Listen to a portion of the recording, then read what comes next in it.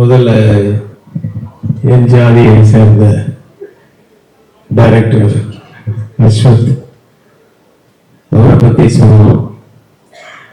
மிஸ்கின் சொன்னது உண்மைதான். ரொம்ப கராரான பேர் வழி. ஆனால் அதில் கொஞ்சம் கூட சிலைக்கவே மாட்டாரு, கொஞ்சம் கூட டயரே ஆக மாட்டாரு. உட்காந்துருக்க 2 வாழ்ந்து அதுக்கு கிட்ட கூட போயிட்டு என்ன சீன்ன்றதை எக்ஸ்பிளைன் பண்ணிட்டு இருப்பாரு. அந்த சீனை வந்து ஒவ்வொரு ஷாட்டும் இந்த ஷாட்ல இந்த டைலாக் மட்டும் அப்படி இல்லை, இந்த சீனுடைய டோட்டல் இதுல வந்து ஒவ்வொரு கேரக்டர் ஆர்டிஸ்ட் சொல்லிட்டு இருப்பாரு. அதுக்கெல்லாம் ரொம்ப பொறுமை வேணும். நான் இப்ப நிறைய ஒருத்தர் நடிக்கிறது எல்லாமே வந்து நியூ டைரக்டர்ஸ் நிறைய பேர்கிட்ட நடிக்கிறேன். ஒருத்தர்கிட்ட ஒன்று கத்துக்கிறேன். அஸ்வத் கிட்ட நான் கத்துக்கிட்டது என்னன்னா, சின்னப்பா எப்படி நம்மள மாதிரி கத்தாம சத்தம் போடாம எப்படி ஒரு வேலை பண்ண முடியுது அப்படின்னு பார்த்தா காரணம் கேமராமேன். அவருக்கு பதில் அவரு கத்தி. ஆனா அவங்க தெரிஞ்சுக்கிட்டேன், சரி நம்ம இனிமே வந்து மிஸ்கின் மாதிரி ஒரு கேமராமேனை வச்சிருந்தோம், அப்ப நம்ம கத்த வேணாம் அப்படின்னு. ஸோ நல்ல ஒரு உழைப்பாளி. அவருடைய முதல் படமும் நான் பார்த்தேன். இந்த படமும் வந்து அவர் கதையை சொன்ன விதம் மட்டும் இல்லை, இந்த கதையிலே வந்து ஒரு ரொம்ப பெரிய விஷயமெல்லாம் இல்லை, ஆனால் ஒரு நல்ல ஒரு ரியாலிட்டியான ஒரு நேச்சுரலான ஒரு ஃபீல் ஒன்று இருக்கும். ஒரு ஃபீல் குட் ஃபிலிம் மாதிரி இருக்கும். எல்லாரையும் போய் சேரும். என்டர்டைன்மெண்ட் வேல்யூ இருக்கு, எல்லாமே இருக்கு. All the best Ashwath. God bless you. அடுத்தது ப்ரொடியூசர்ஸ். நான் இந்த ப்ரொடியூசர்ஸ் வந்து ரொம்ப வருஷமா நான் பார்த்துட்டு இருக்கேன். தூரத்துல இருந்து தான் பார்த்துட்டு இருந்தேன். நிறைய நல்ல படங்கள். பட் என்கிட்ட எங்க ஒர்க் பண்ண ஒரு டீம் தான் அவங்க கம்பெனியில் ஒர்க் பண்ணது. முதல்ல இருந்தே எனக்கு ஒர்க் பண்ணது வந்து எனக்கு ரொம்ப சந்தோஷம். தேவப்பன் என்கிட்ட இருந்தாரு, அவருக்கு இருந்தார் வெங்கட், மாரியப்பன், இவங்கெல்லாம் வந்து என் ஆஃபீஸில் ஒர்க் பண்ணிட்டு இருந்தவங்க. அதுக்கப்புறமா அங்கே போனாங்க. அந்த கம்பெனி மிகப்பெரிய லெவலில் வந்து இருக்கு. நிறைய படங்கள் பண்ணுங்க, நிறைய வெற்றிகளை கொடுங்க, வெற்றி படங்களாக கொடுங்க. All the very best. Hero Pradeep வந்து டைரக்டராக இருக்கும்போது கோமாளி படத்தில் நான் நடிச்சிருந்தேன். நான் இப்போ பார்க்கும்போது நானும் ரவியும் பேசிப்போம். இந்த மனுஷன் வந்து சாப்பிடவே மாட்டாரு, தூங்குவாரான்னு தெரியல, அவ்வளோ உழைப்பாரு. அங்கேயே ஸ்பாட்லயே உட்காந்துட்டு நிறைய வேலை வாங்குவார் எல்லாரையும். இப்படி அப்படி ஒரு அப்படியே டோட்டலா கான்ட்ராஸ்டா நான் இந்த படத்துல நடிகரா பார்க்கும்போது இருந்தது. என்னன்னா அவர் பாட்டு சைலண்டா ஒரு இடத்துல உட்காந்து நானே கேட்பேன், என்ன அந்த மாதிரி பார்க்க முடியலையே அப்படின்னு. ஏன்னா சாப்பாடு கூட அந்த கிண்ணத்துல போட்டு கொண்டாந்து லஞ்ச் டேத்துல கொடுத்துருவாங்க. பிரதீப் படத்துல நடிச்சா மட்டும் பிரேக்குன்றது ஒண்ணு இருக்கவே இருக்காது வாழ்க்கையில. அந்த யூனிட் கேட்டாங்க பிரேக்கா, நான் மறந்த பல மாசமாச்சு சாப்பிடுவாங்க. இந்த பிரேக்கே விடாம அவரு மட்டும் எல்லாரும் போய் சாப்பிடுவாங்க அப்படின்ட்டு அவரும் கேமராமேனும் ஒரு கிட்டத்துல சாப்பிட்டுட்டு அப்படி வேலை பார்ப்பாங்க. அவ்வளோ ஹார்ட் ஒர்க்கர், அவ்வளோ போகணும் வரும் எல்லாம் வரும். அப்படி இருந்தவர் அப்படியே டோட்டல் கான்ட்ராஸ்டா இருந்தாரு. மிஸ்கின் சொன்ன ஒரு வார்த்தை எனக்கு ரொம்ப இதுவாக இருந்தது. அதாவது டைரக்டர்ஸ் ஆர்டிஸ்ட் அது வந்து ரொம்ப கஷ்டம். அதே மாதிரி டயத்துக்கு வர்றது, கூப்பிட்டோன்னு திருப்பி பார்த்தா அங்கே ஆர்டிஸ்ட் இருக்கிறது. டைரக்டர் என்ன சொன்னாலும் சரி சார் சரி சார் ஒன் மோர் சின்ன மிஸ்டேக் தான் இருக்கும். அதை வந்து டப்பிங் கூட அட்ஜஸ்ட் பண்ணலாம். ஆனால் டைரக்டர் வந்து இல்லை இங்கே பண்ணிடுங்க அப்படின்னு. நான் நினைப்பேன் அவரோட டப்பிங்க்கு ஒரு கோமடார் போட்டிருக்கு, அதனால தப்பாவே எடுத்துட்டா என்ன பண்ணுறது. அதனால ஆனால் டப்பிங்லேயே அவங்க உட்காந்துருப்பார் டேரக்டர். ஸோ அந்த மாதிரி சின்ன சின்ன விஷயத்த கூட நல்லா கொஞ்சம் கூட ஃபீல் பண்ணாமல் நடிக்கிற ஒரு ஆர்டிஸ்ட். இது வந்து நான் பெருமை சொல்ல, நீ இது எப்பவுமே அப்படி இருக்கணும். ஏன்னா 50 வருஷம் கழிச்சு இன்னைக்கும் ரஜினி சார் அப்படிதான் இருக்கு. ரஜினி சார் உங்களை மாதிரி அந்த ஸ்கிரிப்ட் நடக்கும் போதுதான் ஃபுல்லா வந்து வந்து வந்து வந்து ஃபுல்லா அவர் மண்டையில ஏத்திக்கிப்பாரு. சூப்பரான படம் அப்படிங்கிறதா.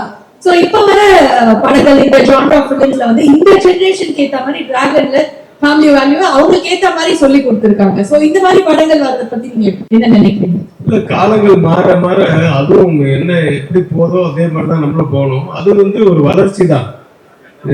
ஃபிலிம்ன்றது இன்னைக்கு எப்படி டிஜிட்டலா மாறிச்சோ அதே மாதிரி அவங்க தாட்ஸ் வந்து இன்னைக்கு ஆக்சுவலா ஃப்ரெஷ்ஷா இருக்கு சில சீன்ஸ் எல்லாம். இப்போ நிறைய பேர் எனக்கு சொன்னாங்க புஷ்பா 2 வந்து என்னையா இப்போ பழைய கண்டென்ட்ப்பா அப்படின்னாங்க. நான் நேற்று தான் பார்த்தேன். கண்டென்ட் பழசா இருந்தாலும் சீன்ஸ் எல்லாமே புதுசு புதுசா இருந்தது.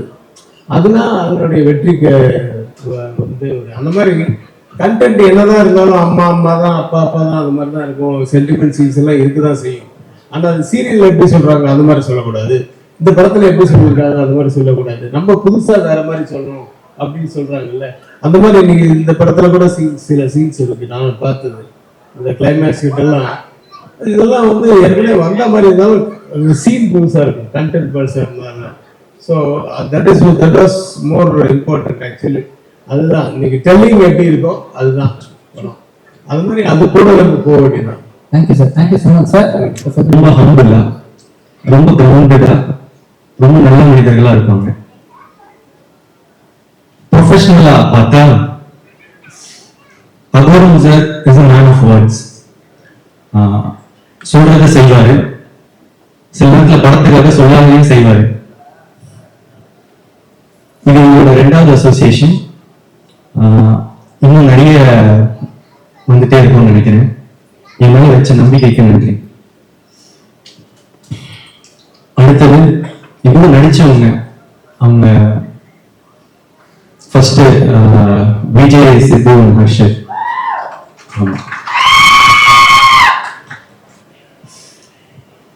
ஒரு பல வருஷம் முன்னாடி ஃபன் பண்றோம்னு ஒரு சீரீஸ் பார்த்துட்டு இருக்கும்போது அது வந்து மரத்து பக்கத்துல சாஞ்சு என்னடா வாழ்க்கை இது டேஷ் மாதிரி அப்படின்னு அதை பார்த்துட்டு எனக்கு ரொம்ப பிடிச்சிருச்சு.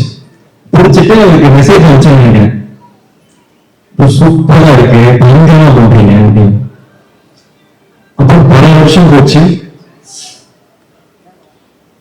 இப்போ அவங்க வாழ்க்கை அப்படி இல்லைன்னு நினைக்கிறேன். பயங்கரமா சூப்பரா இருக்குல்ல. உழைச்சா வாழ்க்கை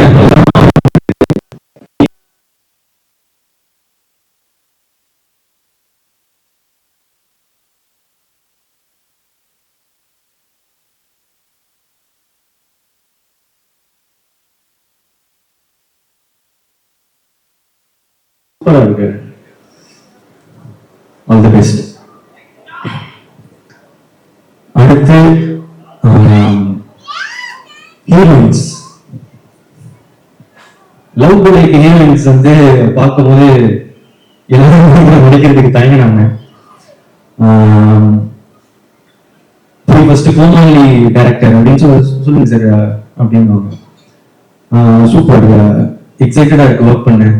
யார் ஹீரோ அப்படின்னு கேட்டேன், நான் தான் ஹீரோ. டேட் என்ன சொன்னீங்க?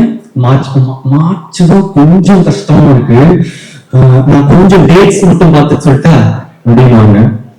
ஓகே ஓகே, இன்னொரு வெரைட்டி இருக்கும்.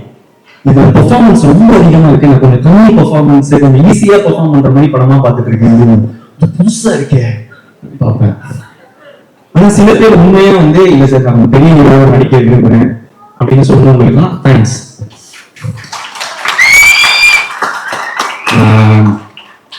அப்படி எனக்கு இந்த படத்துல அனுப்பமான ஹீரோயின் வந்து டைரக்டர் சொல்றாரு, one of the hero coach festival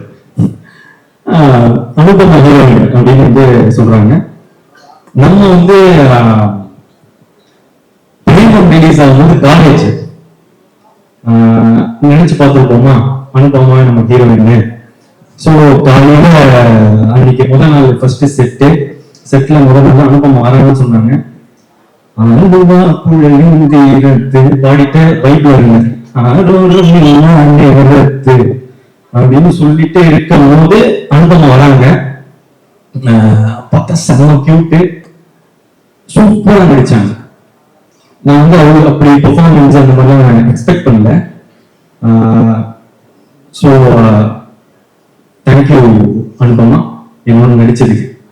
அதுக்கடுத்து கயாடு. கயாடு வந்து is a new talent to Tamil cinema. ஆனா இப்பவே கயாடு ஃப்ரெண்ட்ஸ்லாம் என்னை போட்டு அடிக்கிறாங்க. ஏன்டா பக்கத்துல போற, கயாடு பக்கத்துல போவாதா அந்த மாதிரி சொல்லிட்டு அடிக்கிறாங்க. பசங்க எல்லாம் பிடிச்சிட்டாங்க கயாடு ஆல்ரெடி. ஸோ ஒரு படம் ரிலீஸ் ஆகிறதுக்கு முன்னாடியே வந்து ஃபேன்ஸ் வர்றது வந்து ரொம்ப கஷ்டம். கயாடுக்கு அவ்வளோ பெரிய ஃபேன்ஸு. ப்ளஸ் அவங்களுக்கு வந்து நல்லா நடிக்கிறாங்க, ரொம்ப ஹார்ட் ஒர்க்கிங், லைன்ஸ்லாம் அவ்வளோ ப்ராக்டிஸ் பண்ணிட்டு வந்து டெடிக்கேட்டடா ரொம்ப நல்லா இருந்துச்சு பார்க்க. அதை தாண்டி இப்போ ஒரு நல்ல ஃப்ரெண்ட். அகைன் தேங்க்யூ என் கூட நடிச்சதுக்கு. அடுத்து மிஷ்கின் சார்.